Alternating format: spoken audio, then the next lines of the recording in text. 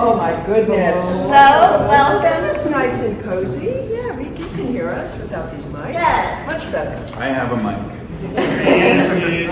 It's inside. Yes, my mic is right here. Right? Everyone can hear me, right? So glad to have you back with us. We missed you in Chicago. So happy you're able to be here. Thanks. Amazing. So I want to ask you guys individual questions about some other projects besides the Pet Sematary. And then we'll turn it loose for the audience to ask what they want to about anything, okay? About anything? It's up to them. Okay. Charge extra. Be nice. Be nice. All right, Miss Denise. You know that I am such a huge fan of Dolly Dearest. Whoa. Do we have any Dolly Dearest fans here? A few, yeah? God, wow, it was you guys that watched the movie. Okay, great. Can you talk about your experiences filming that? Oh my goodness, that was pretty cool. What a cast. Okay, Sam Bottoms, just great. Wow, you're making me work here. Rip Torn, one of the great American, actors of theater, and probably one of the most difficult men to ever work with, ever. But he was kind to me, but he took no prisoners. I mean, you had to have your shit together to work with him. He was. He had been married. You guys know I'm giving you a little Americana theater experience. I mean, he and Geraldine Page were probably two of the great American theater actors in the 60s, if I'm not mistaken, right? I mean, the great, they had done all the New York plays. They were regarded as, the great plays, great actors of the stage, but they were crazy, they were alcoholic, crazy people, and they just burnt through a lot of stuff, but they were genius, and it was wild. I was, I had of course known of his work for so long, and was, such a admirer of his legacy and Geraldine's. When you start out acting, you kind of look at these women that really blazed a trail, really changed the dynamics of acting in America, and Geraldine Page definitely was one. So Dolly Dearest was just this quirky, odd little film. The director it was her first movie. She'd been a script supervisor on NYPD Blue, a great breakout television series, and she was being given a chance to direct. So it was just wonderful. And Sam Bottoms, all I did was mine his stories of Apocalypse Now. He was in, one of the great American movies, Apocalypse Now.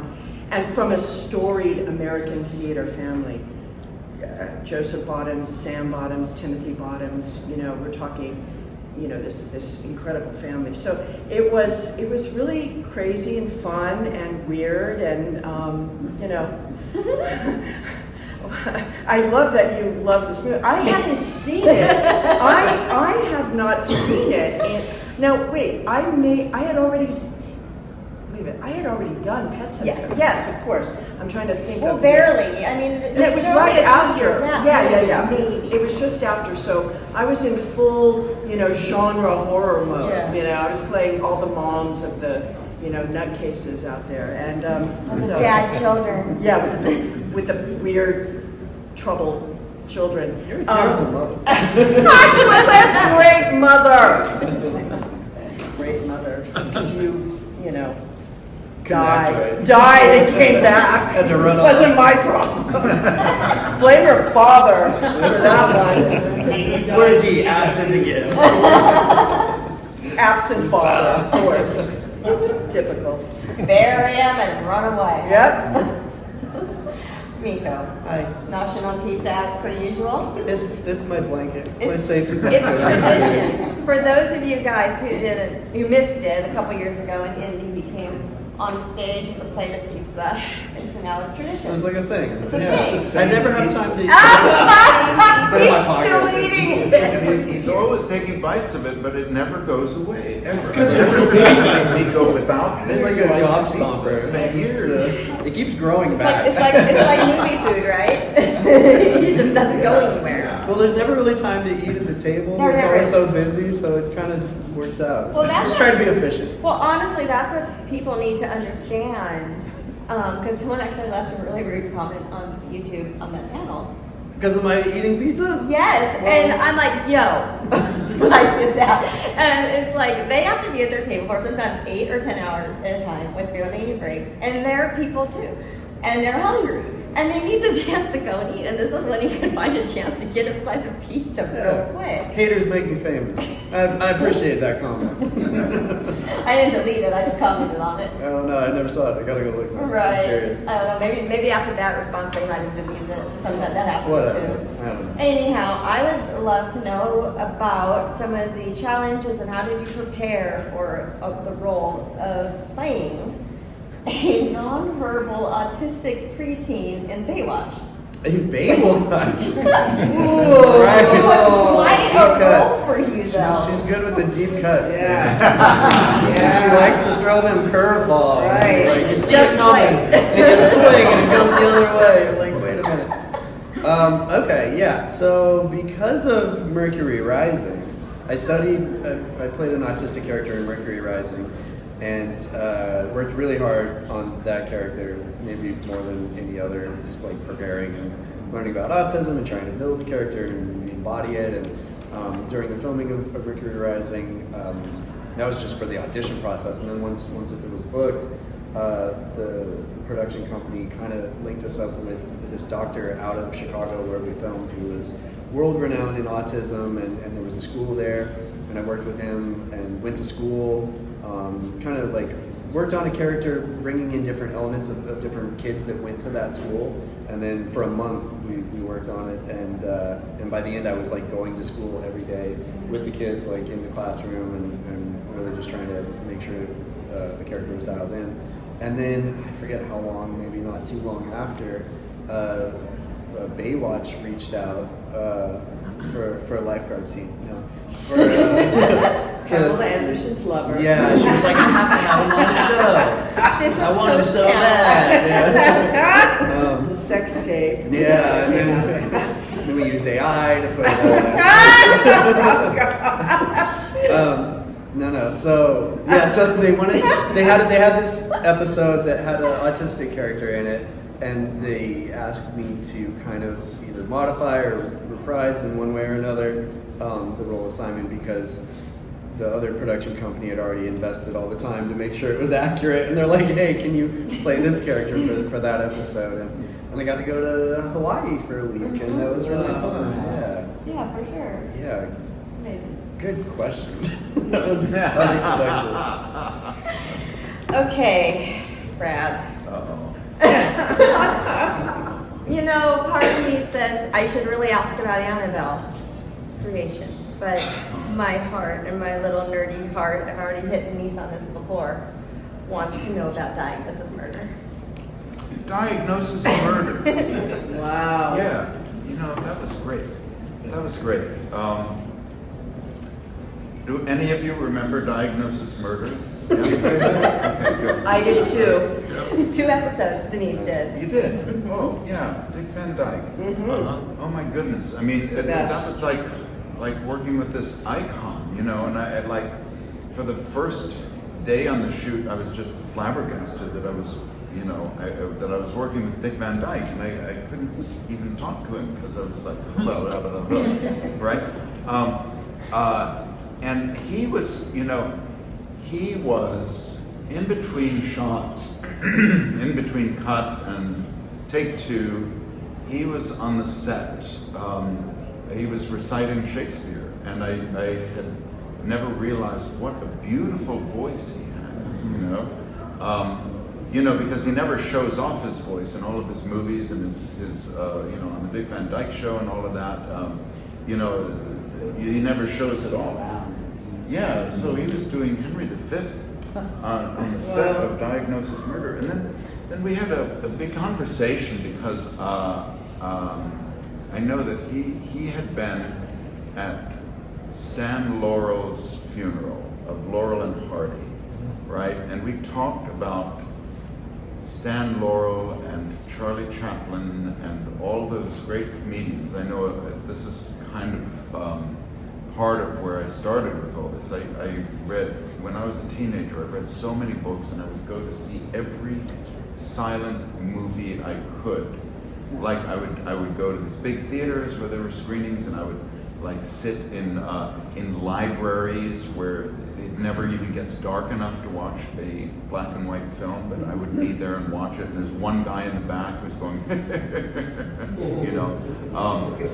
so we talked a great deal about that, because this was a common interest of both of ours, and that was just priceless for me. It was absolutely priceless, And I asked him if he had ever met Chaplin, and he said, no, I never met Charlie Chaplin, but when I was on Broadway, before I had done any films, apparently Chaplin had seen him in this Broadway show, I don't even know what it was, and had written a letter to somebody in Hollywood saying, this young man is a great comedian, hire him. But I'm not sure how that whole, and then shortly after that, Dick Van Dyke came to Hollywood, and so anyway, that's, I haven't talked about what I did on the thing because it's kind of inconsequential. Really, working with somebody like Dick Van Dyke, I mean, it's like your story. Yeah. It's like, I think I played an aerobics instructor. Speaking of Dick Van Dyke, though, he loves Halloween more than anything. I mean, just because we're at Days of the Dead, I just have to throw that out. He goes all out for Halloween. His home, he lives in Malibu, on the beach, and he tricks out his house. Do you know that? Do you know about that? Okay, because you were nodding your head. I thought maybe you had read something. I mean, this is his, Christmas on steroids. Yeah, he just goes nuts. And I always wanted to go out there and try to find it, I don't know, yeah. Find the Halloween Griswold house. You're like, that's the one. That's Dick's. Yeah, that's Dick's house. Yes.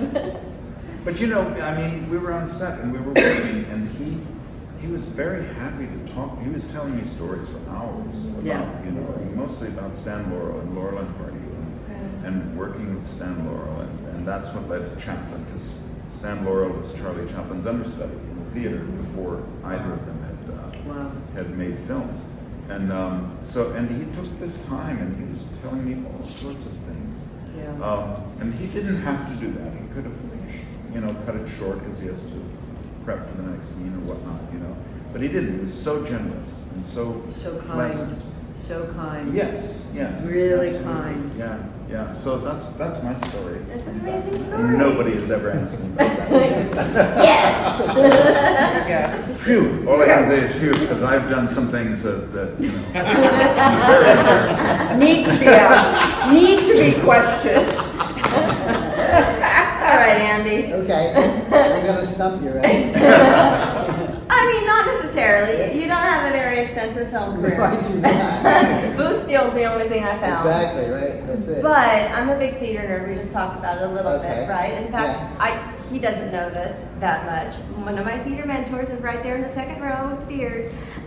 He doesn't know he was my mentor, but I used to watch him and try to learn from everything that he was doing when we were in a theater together, right? Yeah. So he's here, and it's so exciting. Yeah. Anyway, you're a big theater guy, and you've done a lot of theater, right? Yes, my Yes, I Can you tell us a memorable story from a favorite memorable story from a play or a musical or whatever you've done? Jeez, well, they were all mostly plays. A memorable story. Mhm. Oh my God, we got to get more specific than that. Let me think. Oh, jeez. Andrew has told me all of his memorable Can stories. you remember any of my memorable Yeah, so here's my memorable Your most embarrassing moment.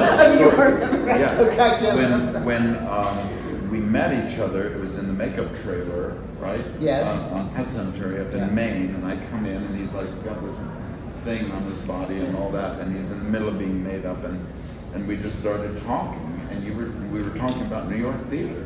Yeah. Right? Yeah, yeah. We were talking all about, you know. You were also comforting me because I was scared shitless. You were very nice to I me. didn't know that part, Yes. but we like hit it off on talking about what was, because you were in New York at that time. Yeah. Yes. And have you seen this? Have you seen that? Was Yeah. this any good? Was that any good? You know. Yeah.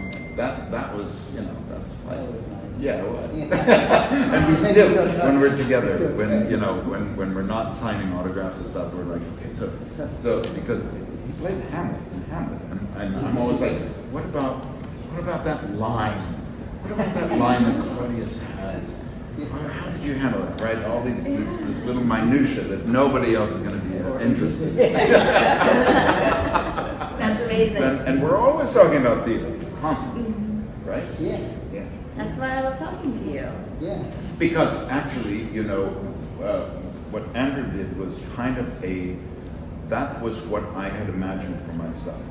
I went to New York from Virginia, and my goal was to audition for everything that I could in New York so that I could learn how to audition, and then I would go to a place, a smaller market like Minneapolis, and do theater. And I thought I would have the career that you had. That was the plan. But like 1 year and 8 months into my 2-year stay in New York, I started booking film and TV stuff. Darn. Yeah. But you know, so I had to go with that, which really shocked me. Yeah. But we've always had this bond over theater, Beautiful. and it's lasted all these years. I all love these that. years. It's amazing, right? Thank you. Right. Thank you. For Yay! I'm sorry I answered the question. Yeah, thank you. for you. That's what I needed. I'm his ventriloquist. So you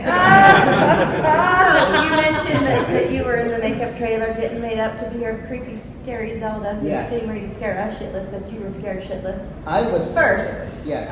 Can you That's tell part us of- about that process of being scared in the makeup? Like what happened? Why were you scared? Well, it was like a cumulative effect because I think it was shot in Maine, right? The movie, and it was the last 2 days of shooting where when I showed up, and I remember having to borrow money in a cab to get a cab to the airport because I had no idea how to get to the airport in New York, and I was sleeping on my brother's couch and like living that kind of life. And like, so I got to Maine, and they drove me around, and it was really my first experience of doing film. So I was pretty scared. I didn't know what the process was like, and so what you see on the film is my own terror kind of coming out, and that's really kind of what it is. And you know, It works. it worked. I was using my reality at the time to fulfill my role. Aww. Do we have any audience questions? In the back. How does it feel being the first person to kill, what's his name on screen? Talking about, Herman Munster? yeah. Ready. Yeah, it was. My parents said that I adored him. I wish I remembered more. I hear he was a great guy. Everything he was just fantastic. In Pet Sematary, I was 27 months. Oh my goodness. Yeah. Do you remember, like, because my memory goes as far back as 5. Do you remember? I think because it's been such a big part of my life, it's some of my earliest memories, just everything about it, like parents talking about it, the stories, just constantly being reminded of it. Yeah. So yes and no. The actual, like, through my eyeballs being there, not so much. Uh-huh. But I do feel like there's a lot of memories of memories Oh, yeah. of like remembering it being young. Like I don't know, it's hard to explain. Oh, I know. When I was 16, we went back to the house where it was filmed, and the family was really nice and let us go in and kind of take a little tour and whatnot.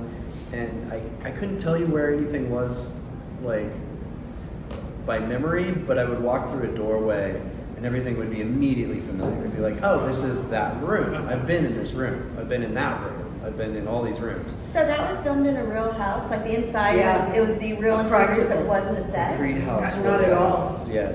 Was it next door? There was another house and a facade was built so that they could burn it to be Judd's house. But Judd's house, as in the book, was across the street. Yes, They found that Like location that's to not mirror the even book. Right. done ever. on a desolate road. Yes, I- on a road that, was exactly what is in the book. Which leads me to ask, what inspired all of you guys to be a part of this project? What was it about Pet Sematary? And was it the creators behind it, or the story, obviously? They paid us. They paid us. We were looking for a job. We needed a job. Oh my God, we're so lucky. We got a acting job. Yeah, we had Well, they no. didn't approach us, we approached them. But that was during a writer's strike. Really? Yeah, nobody was working. Well, Yeah, 1988 writer's strike. Wow, I can't. I mean, for me, I knew the director because I had done some music videos with her, and she came out of that discipline. Music. They were in the '80s. They were plucking a lot of music directors, music video directors. Excuse me. And so she and I we were friends, but I mean, I had to test. I had to do a screen test. At Paramount to get the role. It was me and Rebecca De Mornay. And yeah, I mean, Mary really wanted me to do it, but she had to go through the process, the studio. And I think Rebecca had already done Risky Business, if I'm not mistaken. So I was up against, a major, hot chick in Hollywood, and it was Dale and another guy, I remember, and I tested with both, as Rebecca tested with both, and Mary called me that night and said, who do you think should play Lewis? And I said, I think Dale. So he owes me. Yeah. And he's What never is- paid up that No, price. he's never. What is it about, like, for everyone, what is it about, like, a certain director, that really resonates with you, where you make that connection, where they allow you to be, create the character that you guys wish to create? They What is pay it about us. that? Again, Well, he's still eating the pizza. Yeah, I mean, if you're lucky enough, to be in that position Yeah. where, you're collaborating with an interesting director, it's such a wonderful collaboration. But your job is to try to get their vision, to understand their vision. I believe. I mean, the director is creating this movie, okay? So my job is to understand what they're trying to do and trying to get, and can we find it together? Communication is It's all of that. It's collaboration, it's communication, and hopefully it jives. It's You symbiotic. find it together. That's amazing. Conversely, if you're working with a director that does not communicate with you other than to tell you what to do and doesn't say that was good, that was not good, it's just like when he or she gets the cut, they just say moving on. then it's just work. Mm. It's really hard because you don't have a connection with the director, and it Then you makes get the everything- remake. Yeah, and it makes everything really hard then, because you're just shooting in the dark, and then you do what you think is best, and you don't know. It's easier to collaborate, you know, and it's better for the project. But some directors just don't communicate, you know, and I think that's difficult. Yeah. Even in the real world, you know, we have managers, we work at our jobs, and we have Yes. managers that are good communicators, and you just there and you show up, and you don't really, you're not passionate about what you do, but I imagine it's the same even with creative artists, Yes. right? Yeah, and there are directors that get actors, that get what we do, and there's directors that don't give a shit about what we do. They want, you know, they just want what they have. It's just fill in the blanks. They for may me. specialize in Get a it? different area. Yeah. Some are they're- more actors, directors. Right. and some They're, it's a story. I'm trying to tell a story. I'm trying to get the shot. I'm trying to make a car crash. I'm trying to, you know, I don't, whatever you got, you know, don't tell me about what you feel or you think this person, you know, may have lost their daughter and you might, you know, you might have a little, can I do it this way or that? They just shut up and just, you know, Just do it. hit the mark, say the line, and, you know, I don't have time for this. They have no interest in that. Yeah. What's more common, not being a part of that world, what's more common? What kind of directors, or is it Well- just a mixed bag? Depends on the project. I think it's much more common what I just said, actually. I think it's a real auteur, really interesting director that gets the acting process and is willing to collaborate in that way. I mean, television for sure is rare that way. Right. Television is just, you are a hired guy, the guy next. Now, that's not to say a lot of these streaming, these limited series streaming thing, there is the one guy in charge, okay? He's kind of directing almost all of them, writing almost all of them. It's his vision. But a lot of times in television, next week is someone else, next week is someone else, next week. And their whole thing is just to, in 7 days or 8 days or 9 days of shooting, I gotta deliver the project. And they're out of there. It's their job. They is have done. they have no skin in the game. They're just hired for that episode. They assume once you got the job, you're there, you're going to do it. Yeah. And if you don't do it, that's on you. Because Yeah. you have to move on. What was that on set of Full House, for example? Was that like that? That was, oh gosh. Do you remember that? Yeah, it was very, Laid back? sitcoms are a different vibe, for Yeah. sure. It's more like a play. Yeah. You have almost a week of rehearsal, and then you film on Friday night, and there's an audience. But by then, you're so rehearsed. It's very. The only difference is pausing for the laughter. At first, it's like, oh, this is a different timing.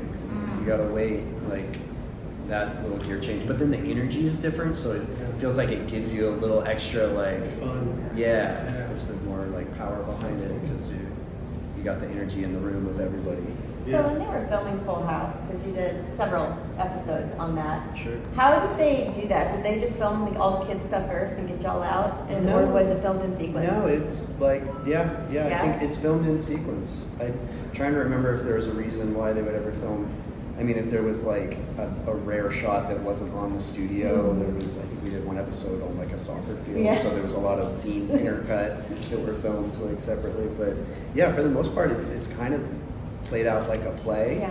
It's probably not quite as entertaining for the audience, to be honest, because they do multiple takes. Yeah. It's like, okay, now we're going to do that whole scene Hours. again. Yeah, so you see the same scene of the sitcom 4 or 5 times, and then there's a break, and they have a guy in the audience who's kind of like a comedian. He just kind of keeps the energy up to like do crowd work and kind of riff, and they'll have little, oh, here's facts about the show to keep the audience's energy up. While they reset, move all the cameras, wardrobe changes, whatever else that needs to be, and then they switch the lights. It's like a big room, and the cameras can slide and move on the floor, and there's different. It's like the fourth wall isn't there. Modern sitcoms are more shot like traditional narrative now. They don't do the 3 camera stuff as much anymore with the audience. They're still called sitcoms, but back in the day, that's always how they were. Like the Friends and the Seinfeld. 3 cameras, yeah. Because it's always that one wall that's open, Yeah. and it's Yeah. so you could just pan, and then it's like there's the New York street, there's the bedroom, it's just all one big long strip essentially. And then usually they'll have one set that's like new for the episode that'll be built within like the living room that's always there that Yeah. just stays. So they'll turn the lights down on one, turn the lights up on the other, reset. And then you go through and do it again 3, 4, 5 times. Sometimes if you mess up in the middle, they'll do a pickup. So it's like pick up right from that spot, a line or two before, and then they cut it all together. So when you watch it, it's not like totally like a play. It's still, there's takes, but it does have that energy. Yeah, yeah. I want to say I heard this story, and I could be wrong because it's been a while, but I think that, what you're talking about, the crowd warmer, Yeah. that's how Bob Saget got his start. Very possible. I'm I don't know, pretty but, sure yeah, he was working on another sitcom doing that. Really? Yeah. I want to say I heard that after. Well, he was a his stand-up past. comedian. Yeah, and then he started Yeah. getting jobs because of that. Yeah. Right, Right. right. That's cool. I mean, I hope I'm right, but I know I It heard wouldn't that. surprise me. Pretty sure.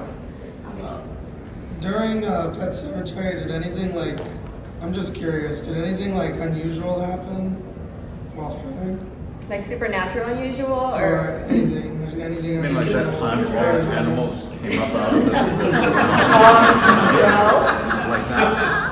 Yeah, that happened a lot. yeah. What? And all the ghosts, they were so caught. Get rid of the ghost. Get the ghost out of the shot. Go again. Oh, the ghost. Oh, yeah. Yeah, that's Oh, yeah. The ghost wrangler had to shoo him away.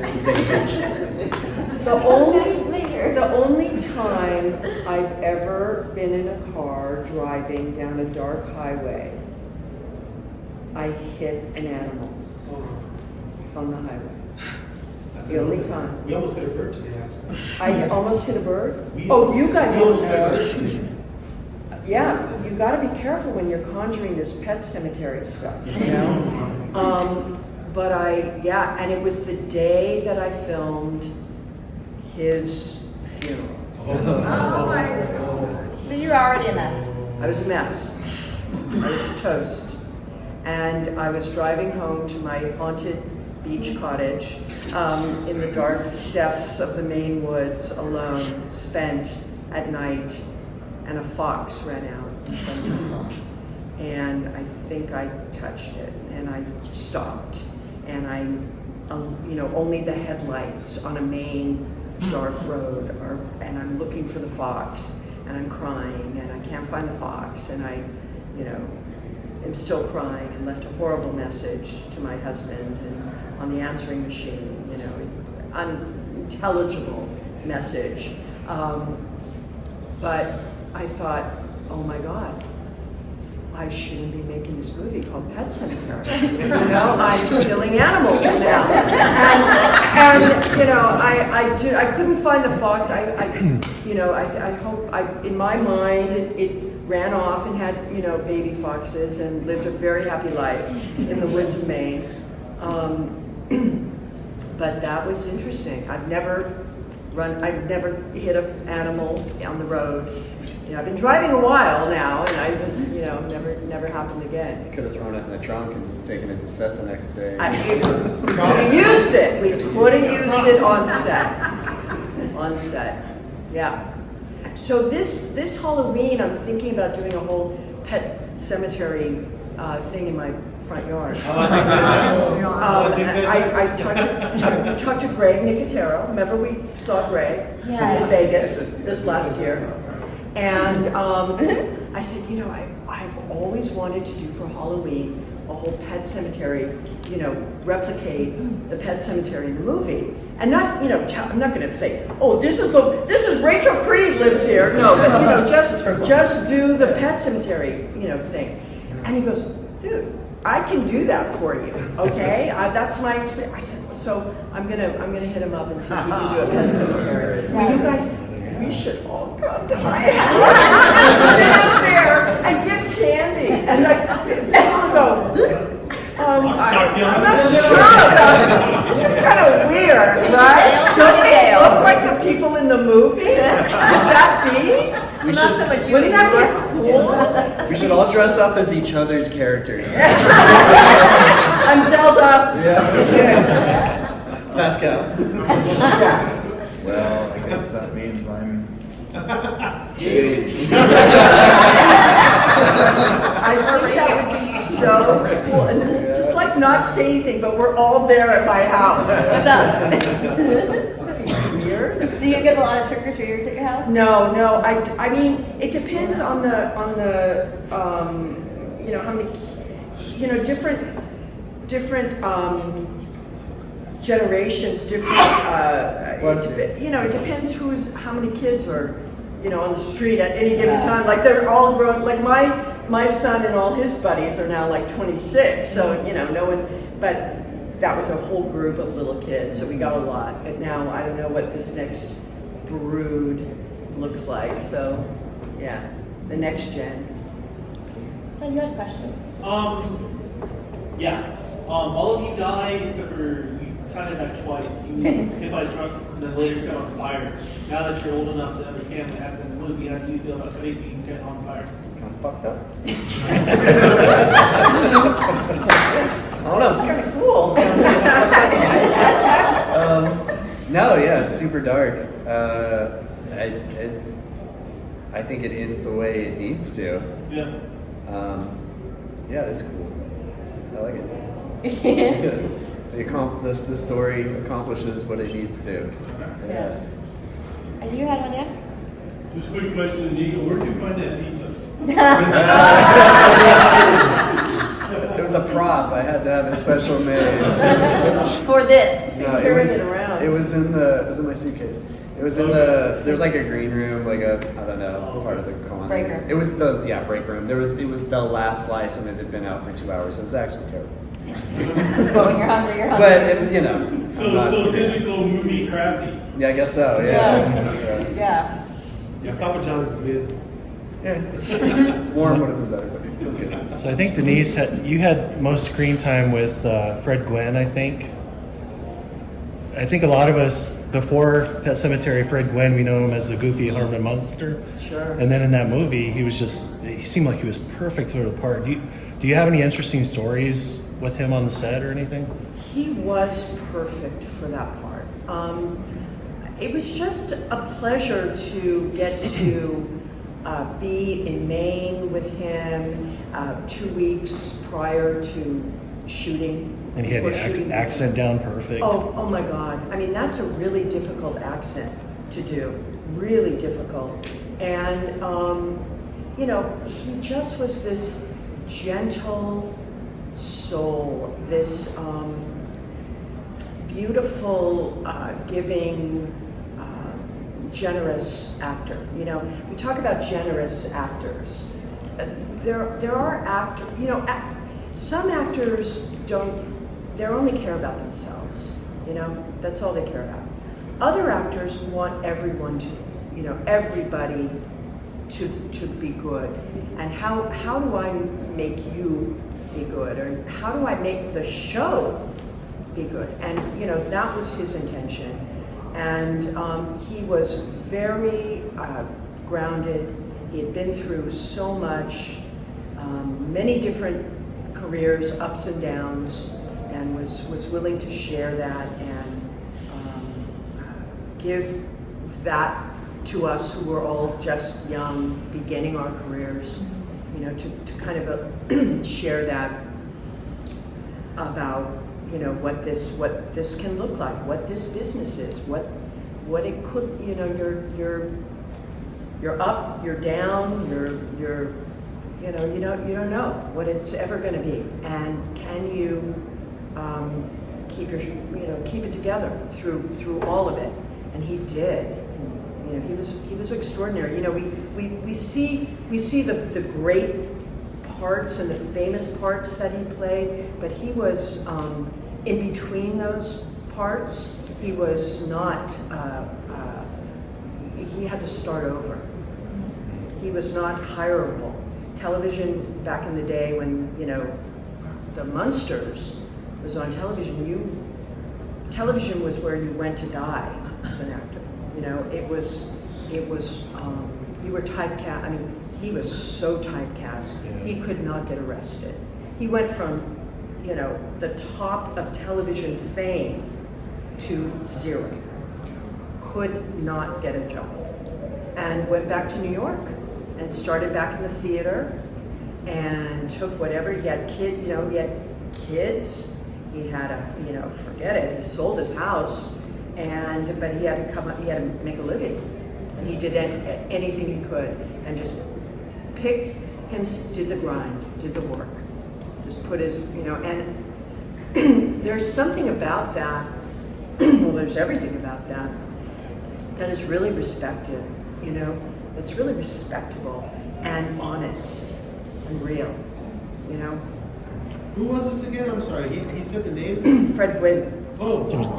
Judd. I had no idea. Yeah. Wow. And he, nor does any, I mean, but he shared that. And I think he shared that in a way to be able to let us know that that was, that's what this is. That's what this life as an actor is. You know, it's not fame, it's not money, it's not stardom, it's work. You just work. Just do the work. You know, it reminds me of like WWE, for example, you know, wrestling. Yeah. When you have a heel Yeah. you know, and you have a baby face, right? The good guy and the bad guy. And these wrestlers, they wrestle for the audience where, you know, if one wrestler is really better than another wrestler, they'll make the other guy look better. Right. You know, because they're selling it to the audience. Right. And by selling it to the audience, the whole thing becomes Well, it has better to product. work. It has to The work movie in becomes that a better way. product. That works. That's the theatricality that works in. But Yeah. you see, actors a little bit different. You know, in what we do is that, you know, you're responsible for your role. Yeah. You know,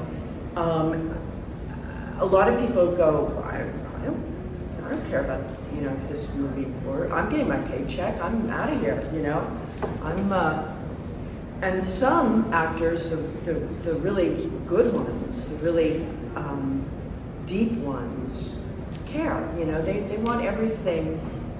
They want it. It's best to. It's in the spirit of generosity to make everything the best it can be. You know, I mean, I don't understand why you wouldn't approach anything that way. You know, I mean, it behooves, everyone wins. Mm-hmm. Yeah, I think it shows in the movie too because it's such a good movie. Yeah. Yeah, he was extreme. I mean, you know, Brad and I, we talked about this. He and I went to see the remake, which we were so excited to go see, and Brad and I, you know, our kids have grown up together playing baseball, and you know, we've remained friends for all these years.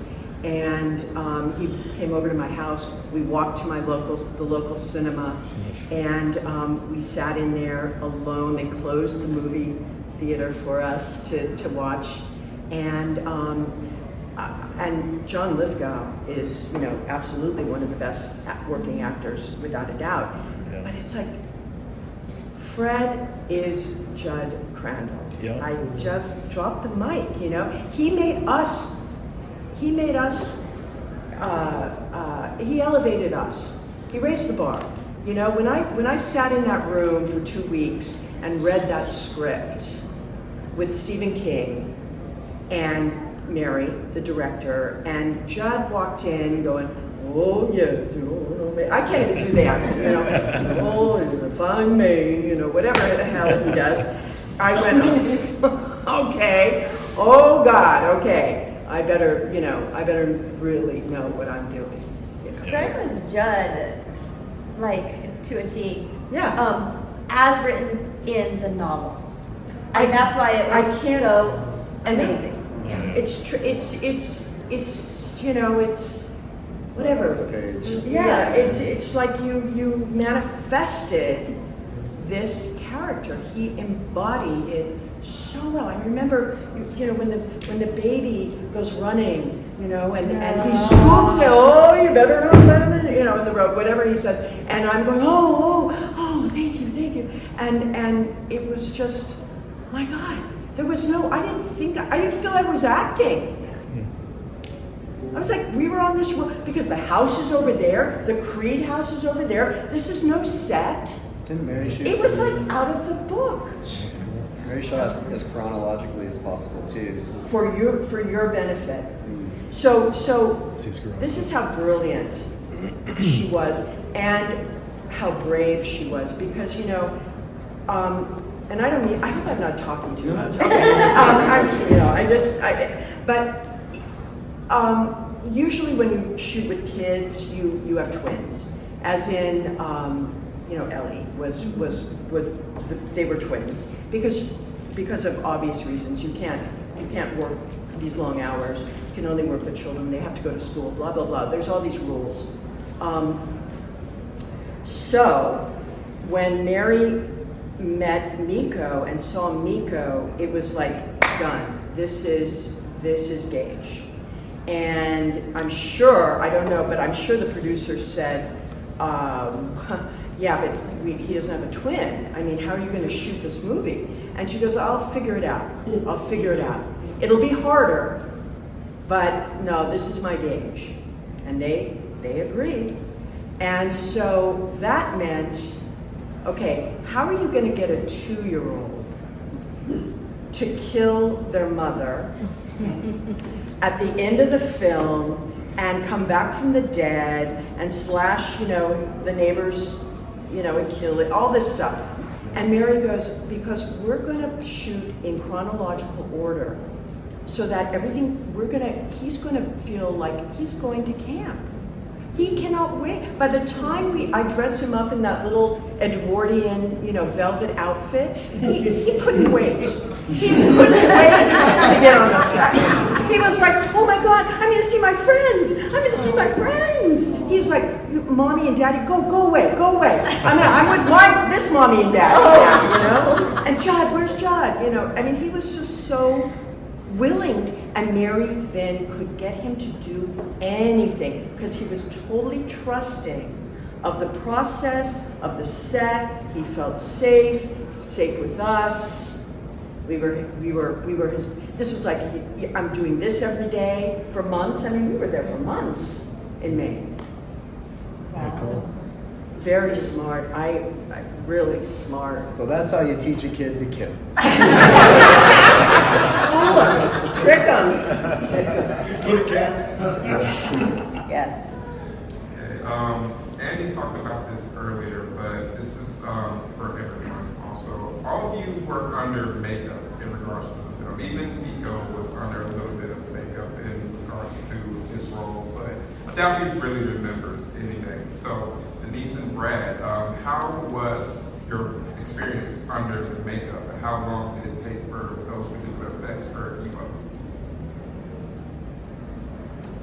For me,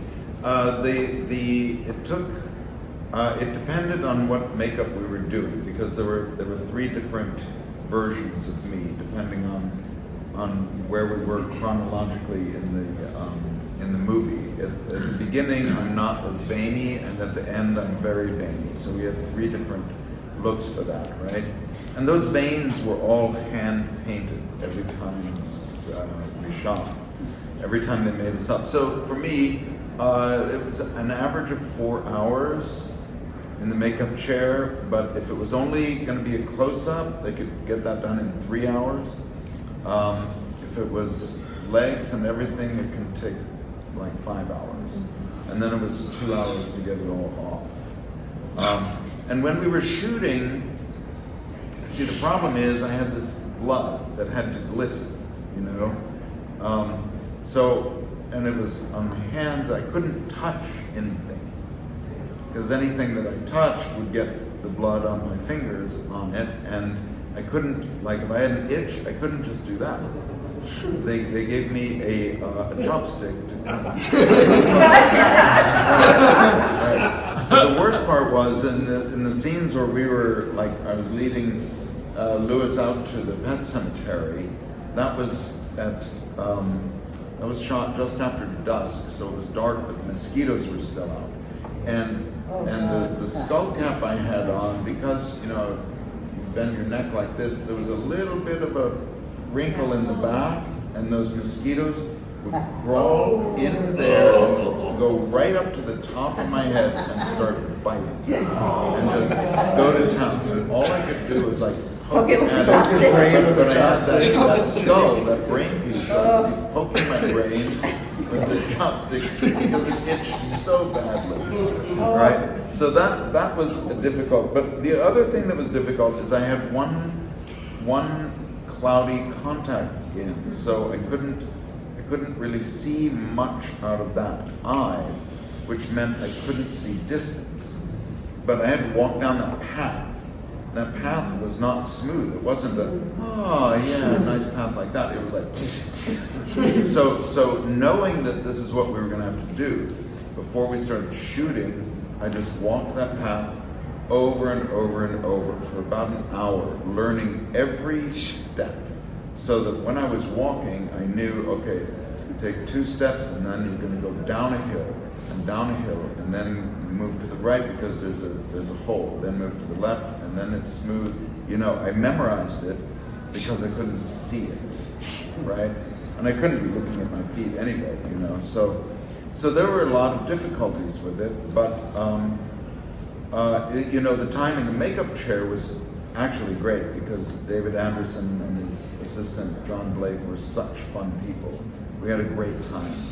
And sometimes I would sleep, you know, but wearing the makeup was hard because I couldn't take my hands and do this. I couldn't do that. I had to like Sit like this the whole time? yeah, sit like this. No, not even like that because there's blood back there too. So I had to be like this, right, the whole time. You're just Italian.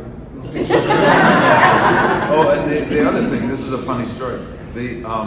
Early on in the show, in the shoot, I had my makeup on, and we went. It was lunchtime, and so I sat down at these long tables with benches, and we were having spaghetti. And I sat down and started eating my spaghetti, and the crew guy next to me, after a little while, he turned to me and he said, "I'm sorry, Brad, I just can't do it. It's nothing personal, but." He got up with his plate of spaghetti and went and sat somewhere else because he was on the spaghetti side of the brain my makeup. And then the next person got up and the next person got up. And I realized, oh yeah, I guess it's pretty awful to look at this while you're eating spaghetti. So then I didn't eat lunch with the crew anymore. I just went to my trailer and ate because it was, you know, I understood. You know. And I didn't want to be known for chasing everyone away from the lunch. Because do you know anything about your makeup process? Have you been told third party about it? Yeah, they didn't want it to be too extensive because I probably wouldn't sit still that long. I think the ratings too were more sensitive then. You couldn't gore up a kid too much.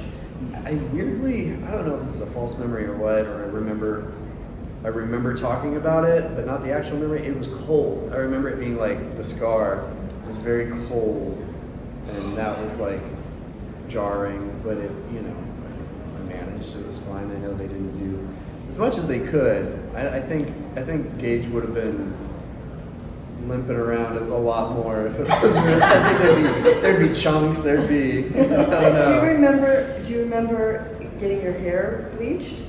No. Well, my hair was blonde. When I was born, my hair was weird. When I was a baby, when I was born, it was jet black, and then my mom said it was like a switch that it just started growing in blonde. And it looked like she looked like she had bleached the tips black because it switched to blonde, and then it slowly faded to like a brownish, and now it's kind of falling out. It's been a journey. Right.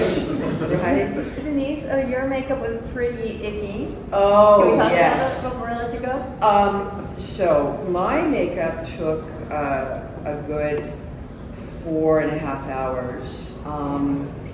You know, and I was in the trailer with the guys, and I remember being, you know, because I had one eye completely, obviously covered, so they walked me to the set, and to bring me to Mary, she had never seen me, and Mary just went, oh my God, I'm sorry, I can't look at you. I can't look at you like that. Oh God, it's freaking me out. I said, Mary, you gotta look at me. You're directing me in the looking, okay? You gotta look, Mary, look. And she goes, oh my God, it's completely freaking me out. So it was amazing. And shot the scene, and we wrapped up and went back to LA, and then I get this call, we have to reshoot it. They want it even gorier. Which is, I've never heard, usually they want you to take it down a notch, but this, they wanted it, you know, more gory. So they wanted more ooze and pus coming out of my eyeball into Dale's mouth. And, you know, it was just like, come on. So I had to do, they on a Paramount soundstage, you know, just redid the exact set of our kitchen. And went back and shot it one more time. Probably wasn't cheap. Oh my God, no. That was months. Yeah? Months later. Months later. Did you have issues with your hair? Like, had it changed, grown, dyed? No, because it was enough that they could you know, pull it off. But it was, yeah, it was just, really. And you know, those days too, they would do, like I had to do a full body cast. You know, at Lance Anderson's studio out in the valley, and you know, they don't even do that anymore. And oh my God, you guys, I had to do that. Yeah, that full face. Yeah, because you see, you know, I dropped the mother drops hanging from the ceiling. You know, so that's obviously a full body dummy. But oh my God. So they put that plaster on your face, and you have to sit there for a few minutes for it to set. And you've got straws, right, in your nose. I'm claustrophobic. Okay. I hear even non-claustrophobic people freak in that. They're telling me, you know, they're talking me through it, and towards the end, I was like that, literally going like that. Get it off, get it off, get it off. And, you know, I mean, it was bad. You guys all had that same? I don't remember what I had, but I went through that a lot for the Star Treks that I did. Oh, okay. Yeah, but, and that was like, it got better and better because, yeah, the first ones were like plastic. Full on. Yeah. Full on. And then and you feel it setting. It's like tightening. And you're just sitting there going, oh, I'm gonna die! You know, it's so bad. It's so bad. Wow. No, you couldn't pay me enough to do that. No. Next. Not doing it. Okay, I have one more wrap-up question before we set you guys loose. Are you ready? Uh-oh. I know, right? He knows me, so he's like, fuck you. If you could give your characters now any piece of advice, what would it be? Put the game on leash. If we could give our characters a piece of advice. What would? Oh, these yours. Stay out of the road. No regrets. I'd do it again. I don't think I'd marry Louis Creed.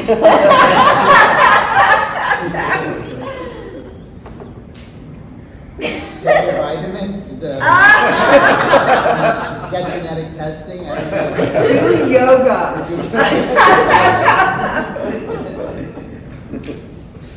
Well, for me, I think try again. You know, because what Pascal tried to do didn't work, but what he was trying to do was a guardian angel, and somehow in that he did some good. And I would say, you know, just try it again. Don't give up. Oh, it's a positive. That's a good note to end on. Give it up, yeah? 4.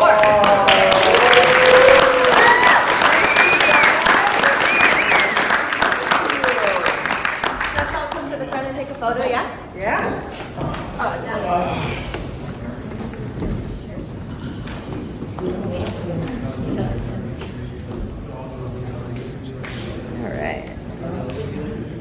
There we go.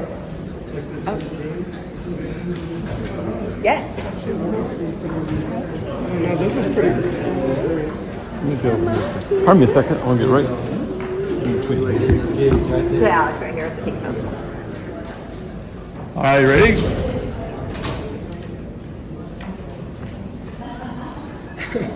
Okay. Thank you, Everybody just Alex. turn your heads this way. Oh, There you go. Thank you guys so much. got it. 1, Thank you. 2, 3. Oh, I love it. Thank you. All right, guys. Have a great night. Thank you, everybody. Good to see you. Andy, take care, man. You guys are amazing, all of you.